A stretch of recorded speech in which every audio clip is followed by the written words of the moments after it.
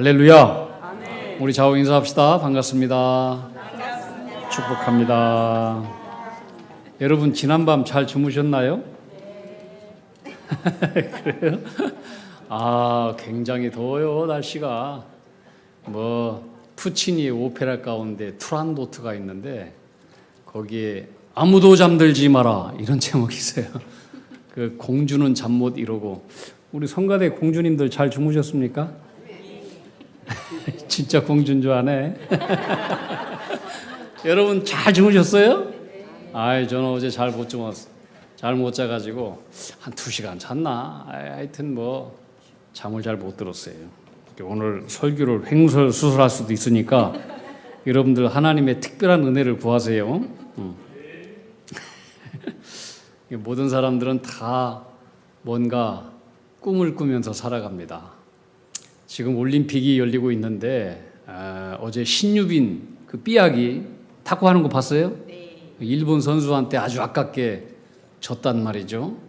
그 올림픽 선수들도 다 3년 동안 열심히 올인을 하는데 그 목적은 메달을 따는 거예요. 근데 메달을 딴 사람도 있고 따지 못한 사람도 있고 그렇습니다. 어떻든 어제 우리 신유빈 이 삐약이가 해서 졌는데 그 인터뷰할 때 이런 얘기 하더라고요. 앞으로 더 저는 강해질 것입니다. 오랜 기간 더 묵묵히 훈련할 것입니다. 나를 이긴 선수들은 더 묵묵히 나보다 더 오랫동안 훈련한 사람들입니다. 충분히 나를 이길 자격이 있는 사람들입니다. 나는 그들을 이기기 위해서 더 묵묵히 훈련을 해서 앞으로 3년 후에 4년 후에 메달을 따겠습니다. 이런 인터뷰를 하더라고요. 여러분 메달을 딴 선수도 아름답지만은 그러나 메달을 따기 위해서 열심히 훈련을 하면서 꿈을 꾸고 미래를 당금질하는 그 사람들은 더욱더 아름답습니다. 그렇죠? 노래를 잘하는 사람보다 앞으로 나는 더 노래를 잘할 거야.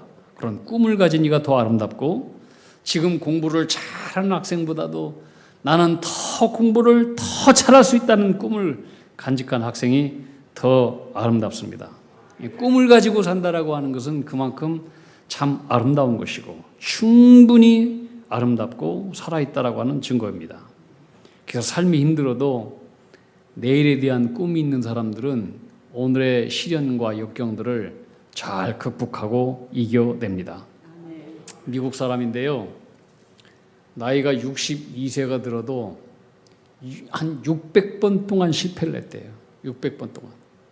하는 일마다 다 실패하고 또 안 되는 그런 사람이었는데 그렇게 안 되는 그 실패 과정 속에서 사랑하는 아들이 죽었어요. 그 충격으로 이 사람은 정신병까지 앓게 되었어요. 결국 사랑하는 아내마저도 그를 떠나버렸습니다. 근간히 국가에서 주는 매달 10만 원 정도로 노숙자 생활처럼 살아갔는데 이제는 길이 보이지 않고 끝났다 생각하고 절망과 낙심 속에서 괴로워하며 정신병 걸려가지고 그래 지내고 있는데 어느 날 아침에 눈을 떴는데 어디선가 고요한 노래소리가 들려왔대요. 노래소리를 따라서 찾아갔는데 그것이 정신병동에 있는 작은 예배당이었습니다. 거기에서 한 여자가 노래를 부르고 있는데 가만히 보니까 미친 여자예요. 너무나 그런데 평화롭게 찬송을 부르고 있어요. 그 찬송가가 오늘 우리가 예배 중에 불렀던 382장 너 근심 걱정하지 말아라 주 너를 지키리. 이 남자는 그 미친 여자 앞에 앉아서 눈물을 퍽퍽 흘리면서 이렇게 기도합니다. 주님, 바로 이 사람 곁에도 이곳에도 주님은 계시는군요. 제가 평생 예수님 없이 세상에 미쳐 돈에 미쳐 돈만 벌려고 하다가 이렇게 망하고 정신병에 걸리게 되었습니다. 주님, 미친 저를 용서해 주시고 불쌍히 여겨 주십시오. 그렇게 한참 동안 울면서 회개의 기도를 하다가 정신이 맑아짐을 느꼈습니다. 그래서 그날로 병원에 가서 검진을 해보니까 정신병이 낫다는 진단을 받게 되었습니다. 그 이후로 이 사람은 진실한 크리스찬이 되어서 신앙생활을 하던 중에 어느 날 기도하는데 성령님께서 음성을 주시기를 너는 닭고기를 잘 제조해서 팔아라. 내가 너에게 조리법을 알려주겠다. 그래서 이분이 성령님께서 주시는 이 조리법을 가지고 잘 개발을 했습니다. 그리고 개발한 레시피를 가지고 미국 전역을 돌아다니면서 자신의 조리법을 가지고 사업할 사업가를 찾았는데 아예 아무도 사업을 하겠다는 사람이 나서지 않는 거예요. 한 사람, 10사람, 100사람, 500사람, 1000사람을 다 만나도 고개를 흔들어. 결국 1008번째 거절을 당했습니다. 그래도 기도하면서 끝까지 하나님 주신 꿈을 포기하지 않고 도전했는데 1009번째 어떤 돈 많은 사업가가 자기가 사업을 하겠다고 나타나서 그 나이 62세에 일으킨 이 기업이 뭐냐? KFC. 여러분 아세요? KFC. 창립자 커널 샌더스에 대한 이야기입니다. KFC는 지금 전 세계 500개 나라에 50개 나라에 들어가서 한 6천 개의 이 매장을 갖추고 연 매출 약 한 20억 원, 20억 달러의 매출을 기록하는 이 대규모 프랜차이즈가 되었습니다. 이분은 이 수익금을 얻은 것을 가지고 더 어려운 사람들, 자기처럼 힘들고 어려웠던 사람들을 돕는 일을 했고 또 해외의 수많은 어려운 나라들 선교하는 일에 많은 돈을 그렇게 썼다고 합니다. 이분은 미국 전역을 돌아다니면서 가는 곳마다 자신의 삶을 치유하시고 회복시킨 살아계신 예수님에 대해서 증거를 하고 다녔는데 사람들에게 늘상 시편 50편 15절 말씀을 그는 외쳤다고 합니다. 환난 날에 나를 부르라. 내가 너를 건지리니 너가 나를 영화롭게 하리라. 여러분, 하나님은 우리에게 약속을 주시고 꿈을 주시고 그리고 꿈을 성취하시는 좋으신 하나님이십니다. 하나님은 하나님의 선하신 뜻을 그 꿈을 우리에게 주시고 우리를 통해서 하나님의 꿈을 이루어 가시는 분이에요. 누구를 통해서? 우리를 통해서. 사람을 통해서 이루어 가셔 하나님은. 그래서 우리 사람이 없이는 하나님의 뜻도 이루어지지 않아요. 성경은 얘기해요. 예레미야 33장 2절 3절에서 이를 행하시는 여호와 그것을 만들며 성취하시는 여호와 그 이름을 여호와라 하는 이가 이와 같이 이르시는도다. 너는 내게 부르짖으라. 내가 너에게 응답할 것이고 네가 알지 못하는 크고 비밀한 일을 너에게 보이리라. 아멘. 44년 전의 이야기 있는데 우리 할머니가 그때 당시 한 30대 후반 정도 됐나? 한 40대 됐나? 잘 모르겠네요. 어떻든 그때 이제 저희 삼촌이 누군가에게 돈을 빌려줬는데 돈을 빌려주면서 그 뭡니까 이걸 잘못한 거예요. 그래서 이게 완전히 속았어요. 그래서 할아버지가 그동안 일생을 통해서 일궈냈던 논과 밭을 다 팔아야 되고 지금 가지고 있는 집도 다 팔아서 어느 딴 곳으로 이사를 갈 수밖에 없는 그런 난감한 상황이 되었습니다. 실제로 땅도 팔고 논도 팔고 집도 다 팔게 되었어요. 얼마나 참 기가 막혀요. 평생을 일궜던 것인데 저희 할머니가 이제 눈물을 흘리면서 어느 날 아침 밥을 지으면서 기도를 하고 있는데 하나님께서 음성을 주시더래요. 부순아, 송부순 권사야. 그래서 누가 나를 부르나? 누가 나를 부르냐? 하고 뒤를 돌아봐도 없더라는 거예요. 송부순 권사야, 송부순 권사야. 누가 도대체 나를 부르는 거야? 하고 밖에 나가봐도 아무도 없어. 또 세 번째, 송부순 권사야, 송부순 권사야. 아무도 없어. 그때 하나님이 나를 부르시는구나. 직접 하나님의 음성을 들었대요. 44년 전 얘기예요. 그러면서 하나님께서 이렇게 말씀하시기를 너는 내게 부르짖으라. 내가 너에게 응답할 것이다. 네가 알지 못하는 크고 비밀한 일을 너에게 보이리라. 성경 말씀을 주신 거예요. 성경 말씀. 근데 우리 할머니는 이 말씀이 성경에 있는 말씀인지도 잘 몰랐대요. 나중에 보니까 이게 성경에 있는 말씀이라고. 여러분, 하나님은 우리에게 음성을 주시는데 어떤 다른 말씀을 주시는 게 아니에요. 성경 말씀을 들려주시는 거예요. 성경에 있는 모든 말씀은 다 하나님의 음성이에요. 엉뚱한 데서 하나님의 음성 들으려고 하지 말고 오늘 이렇게 목사가 설교할 때 여러분 성경 있잖아요? 그 속에서 하나님의 음성을 들을 줄 알아야 돼요. 그게 귀한 믿음인 거예요. 하나님은 어떤 분이냐? 일을 계획하시고 그 일을 성취하시는 분이셔요. 일을 행하시는 여호와, 그것을 만들며 성취하시는 여호와, 그 이름을 여호와라는 이가 너에게 말씀한다. 너는 내게 부르짖으라. 내가 너에게 응답한다. 네가 알지 못하는 크고 비밀한 일을 너에게 보인다. 여러분, 하나님은 일을 계획하셔요.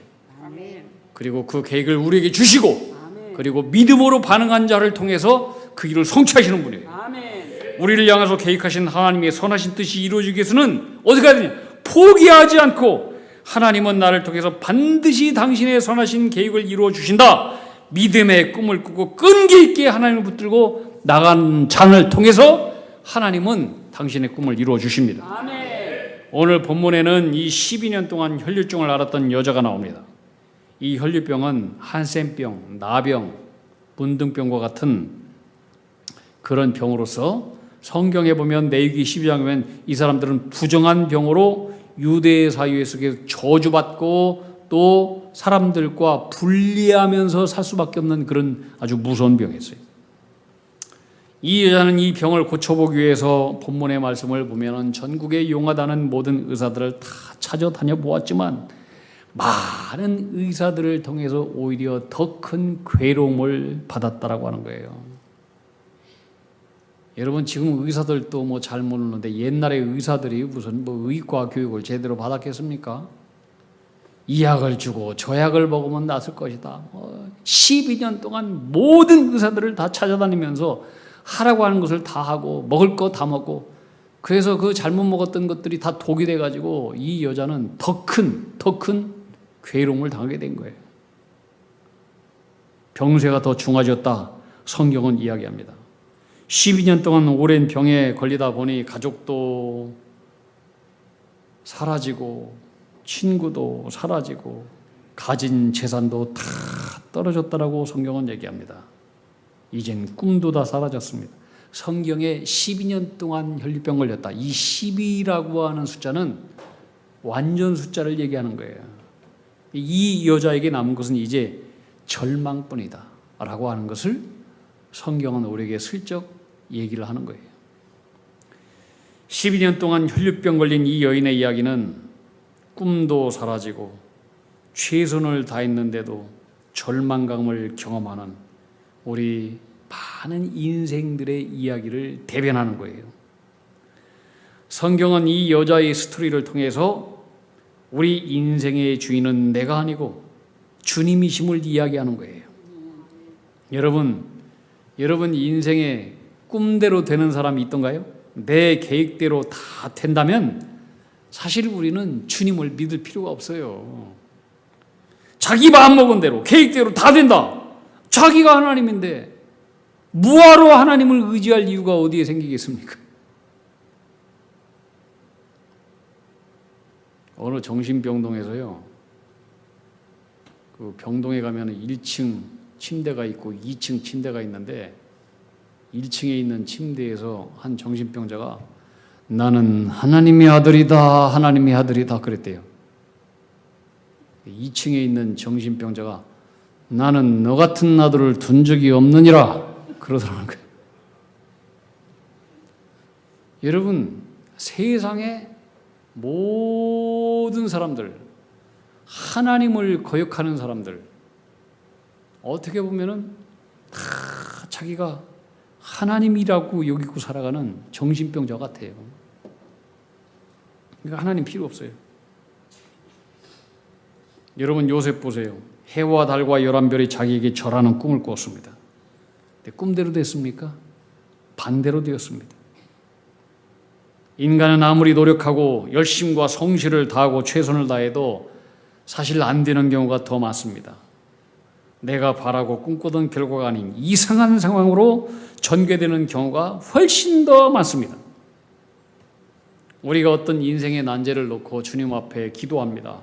상황의 변화를 간구하면서 열심으로 기도하는데 하나님은 해결이 아닌 문제 가득한 상황으로 우리를 저 밑바닥 끝까지 끌고 내려가는 경우도 많습니다. 참고 견딜 만한 적당한 고난이 아니라 한치의 발도 내디딜 수 없는 그런 지독한 광야길로 인도하는 경우도 있습니다. 오늘 말씀은 바로 이와 같은 경험을 하는 사람들에게 주시는 하나님의 소망의 메시지입니다. 첫 번째, 12년 동안의 아픔의 의미. 이 아픔이 의미 없는 것이 아니라고 하는 사실을 우리에게 말씀하고 있습니다.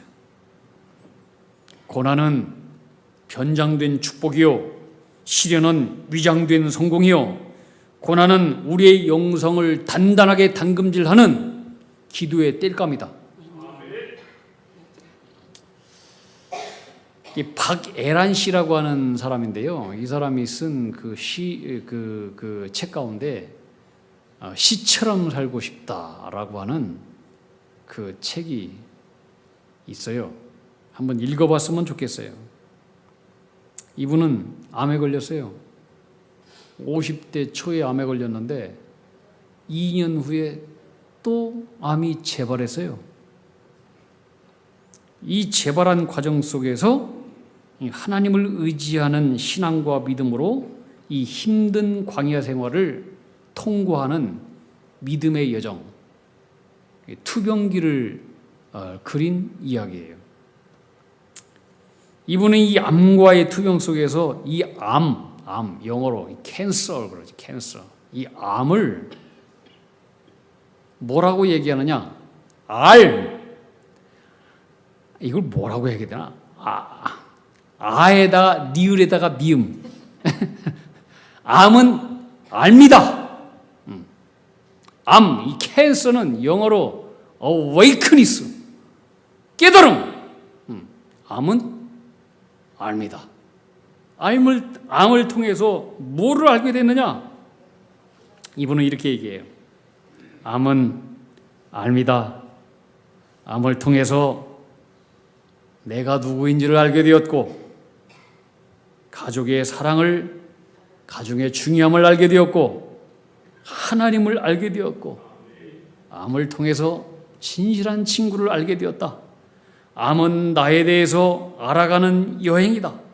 내 몸에 대하여 알아가는 여행이다. 암은 인생을 한 차원 더 깊이 알아가게 하는 여행이다. 죽음에 대해서 깊이 사색하는 여행이다. 내 삶을 돌아보는 아름다운 여행이다. 귀로만 듣던 하나님을 눈으로 보게 되는 신앙의 여행이다.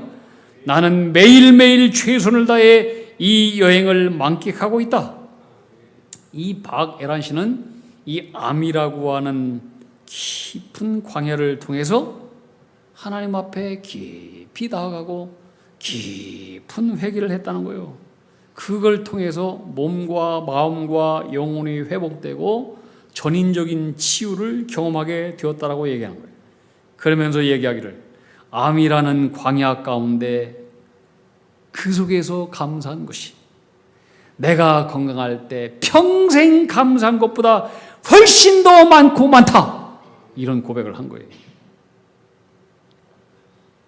여러분, 이 사람에게 있어서 암은 축복이에요. 의미예요. 은총이에요.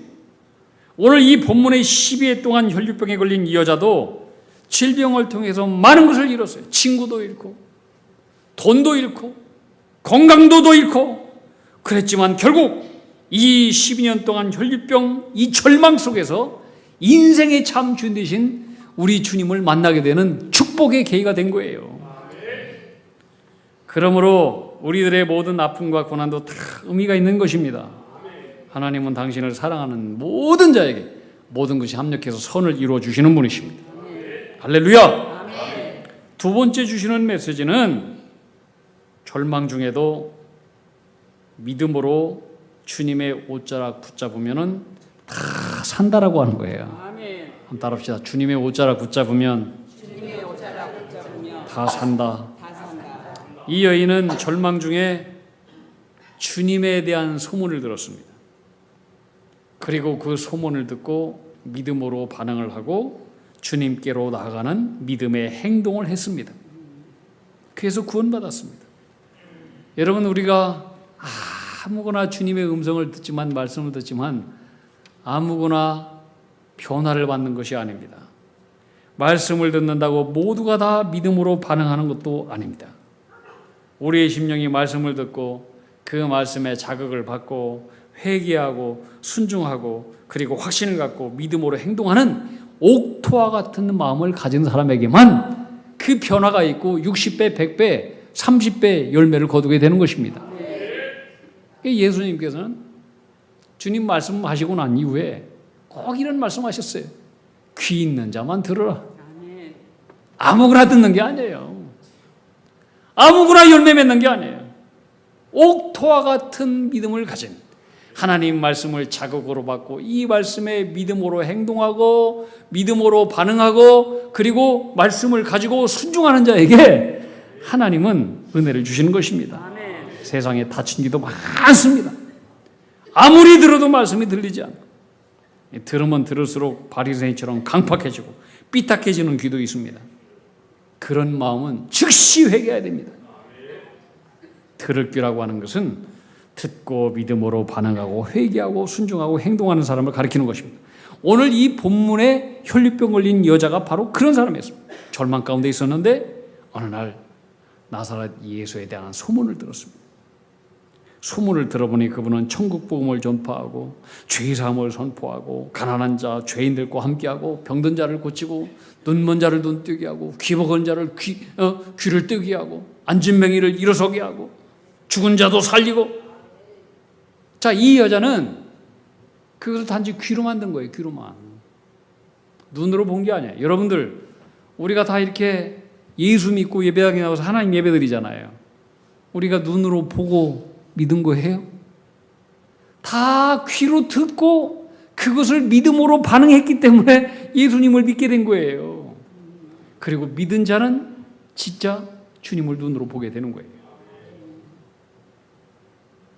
이 소문을 듣는 순간 이 여자는 나사렛 예수가 자기가 그토록 기다렸던, 자신의 민족이 그토록 기다렸던 메시아 같다는 생각이 들었습니다. 그리고 어느 날 그분이 자기가 살던 곳으로 오셨다는 소문을 듣게 됩니다. 이 여자는 돌에 맞아 죽을 각오를 하고 군중 속으로 예수님을 향해서 나갑니다. 본문을 보시면 지금 이 순간 주님께로 나가는 이 여자의 마음 상태가 어떤지를 우리에게 보여주고 있어요. 27절에서 28절이에요. 27절, 28절 우리 함께 다 같이 읽겠습니다. 시작. 예수의 소문을 듣고 무리 가운데 끼어 뒤로 와서 그의 옷에 손을 대니 이는 내가 그의 옷에만 손을 대어도 구원을 받으리라 생각함이로라. 아멘. 자, 이 여자는 유출병자예요.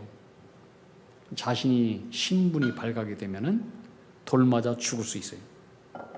그래서 이 여인은 두려운 마음으로 사람들이 자기의 알아보지 못하도록 몰래 주님 앞으로 가지 못하고 사람들 속에 끼어서 접근해가지고 주님의 옷자락을 마치 도둑놈처럼 살짝 손을 댄 거예요.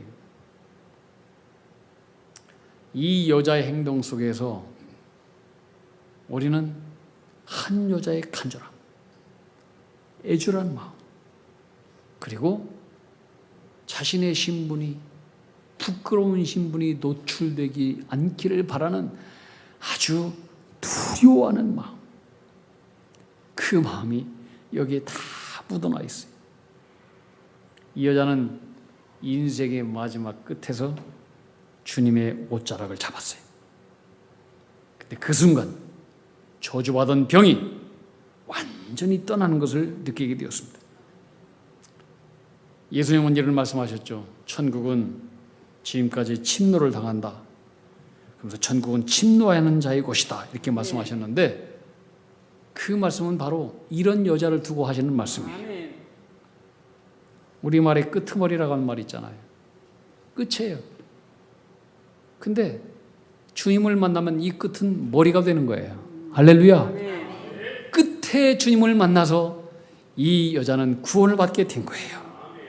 자, 이 여인이 12년 동안 고쳐보려고 세상에서 그동안 잡았던 모든 것들은 다 떨어지는 옷, 썩은 옷, 찢어지는 옷, 모두 괴로움과 고통만 주면 더해주는 그런 옷이었어요. 아무 소용도 없는 옷이었어요.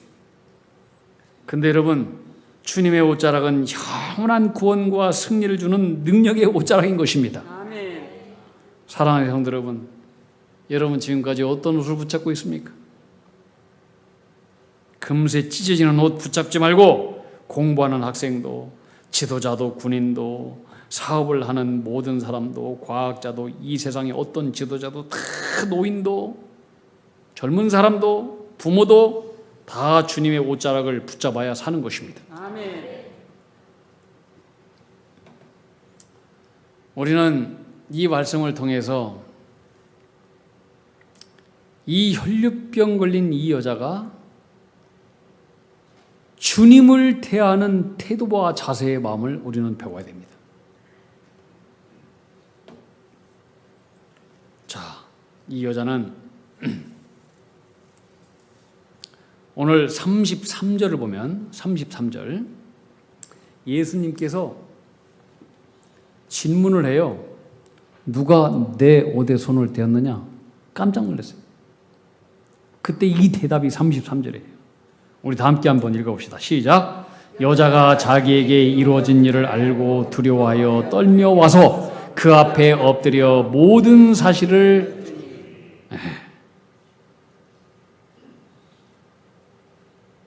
너무나 두려웠어요. 사랑하는 성도 여러분, 예배와 기도가 뭐라고 생각됩니까? 예배와 기도는 거룩하신 하나님의 면전에 서는 시간이에요. 그 하나님 앞에서 우리 하나님은 나의 모든 것을 다 알고 계신다. 두렵고 떨림으로 서는 것이 예배와 기도예요. 이 여인의 모습, 주님께 나갔던 모습이 바로 이 여인의 모습이었어요. 나 같은 죄인이 어찌 감히 주님 앞에 설 수 있을까? 그래서 앞으로 설 수 없어서 뒤로 몰래 가서 도둑놈처럼 주님의 자비의 옷자락을 살짝 만졌던 거예요. 주여, 저는 죄인입니다. 부정한 사람입니다. 나가 이런 마음을 가지고 어떻게 주님을 만날 수 있겠습니까? 그렇게 회개하는 마음, 용서받는 마음, 부끄러운 마음 가지고 주님을 붙잡았을 때 그에게 은혜가 임했던 것입니다. 그때 주님께서 말씀하십니다. 34절 우리 다 함께 한번 읽읍시다. 34절 시작. 예수께서 이르시되 따라 내 믿음이 너를 구원하였으니 평안히 가라. 내 병에서 놓여 건강할지어다. 아멘.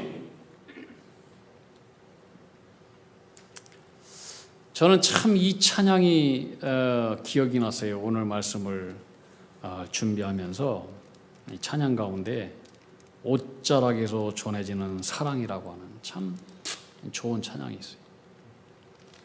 예전에 우리 김지단 집사님이 이 찬양을 불러주셨는데 가사가 이래요. 바로 오늘 이 여인을 두고 쓴 그런 가사예요.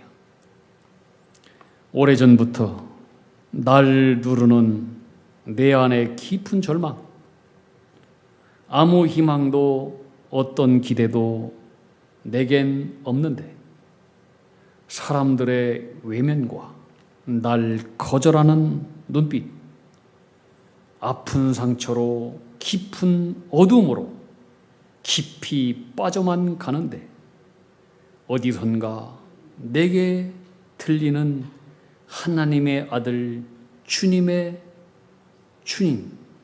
그 이야기, 그분이라면 그의 옷자락이라도 내 마지막 소망이니. 그리고 주님을 만나는 거예요. 주님을 만났네. 옷자락에서 전해지는 사랑, 내게 임한 주님의 능력, 날 누르는 아픔의 근원을 고치셨네. 날 바라보시네.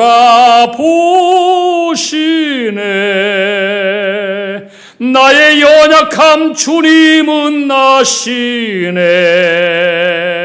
깊은 절망에서 날 자유케 하신 사랑, 나 찬양해. 아멘. 아마 이 혈류병 걸렸던 여인이 찬양했다면 이와 같은 찬양을 했을 거예요. 여러분도 이 주님을 만나 이와 같은 놀라운 감격의 찬양을 하는 우리 모든 주님의 백성들 다 되기를 주님의 이름으로 축복합니다. 다음 주에 우리 김지단 집사님께서 이 찬양을 해주실 때 더 큰 은혜가 있기를 바랍니다. 기도합시다. 하나님 아버지, 내 힘으로만 해결하려 했던 삶의 문제들을 주님의 손에 올려드립니다. 주님이 오셔서 나의 주인이 되어 주시옵시고 주님 발 앞에 무릎 꿇고 그 발 앞에 나의 왕관을 다 벗어놓으니 주님이 다스리심으로 내 인생의 모든 문제들이 다 잠잠해지고 딸 안의 믿음이 너를 구원하였도다. 평안히 가라. 내 병에서 놓여 건강할지어다. 너도 약속을 받은 하나님 거룩한 아브라함의 자손이다. 이 음성을 다 들려주시옵시고 고통과 절망이 사라지고 주님을 향한 사랑의 노래만 가득한 새 소명의 삶이 주님을 만남으로 새롭게 시작되는 은총을 우리에게 다 허락해 주시옵소서. 우리 구주 예수님 이름으로 기도합나이다. 아멘.